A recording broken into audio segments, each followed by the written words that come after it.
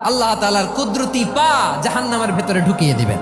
জাহান্নামের সবচাইতে হালকা আযাব হলো ওই ব্যক্তির আযাব যার পায়ে দুটো জাহান্নামের আগুনের জুতা পুড়িয়ে দেয়া হবে। ওই আগুনের উত্তাপে তার মাথার মগজগুলো ভাতের মারের মতো টপ টপ টপ টপ করে বেয়ে বেয়ে পড়বে। এইটা যদি সবচেয়ে লাইট পানিশমেন্ট হয়, সবচেয়ে হালকা পাতলা সহনীয় আযাব যদি হয়, তাহলে ভয়ঙ্কর তোমার আযাবের কি অবস্থা হবে?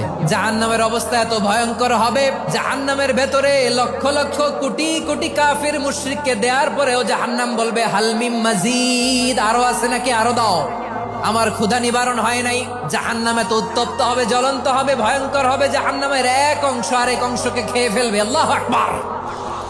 জাহান্নামের রক্ষী ফেরেশতারা কি করবে তারা নিজেরাও বুঝতে পারবে না। কোনো কিছুতেই যখন জাহান্নামকে শান্ত করা যায় না, আল্লাহ তাআলা তার কুদরতি পা জাহান্নামে ঢুকিয়ে দিবেন। দেওয়ার সাথে সাথে জাহান্নাম থেকে আওয়াজ আসবে, কাত বিইজ্জাতিকা ওয়া বিকারামিকা, আল্লাহ আপনার ইজ্জতের কসম, যথেষ্ট হয়েছে, আর লাগবে না। সুবহানাল্লাহ বলেন।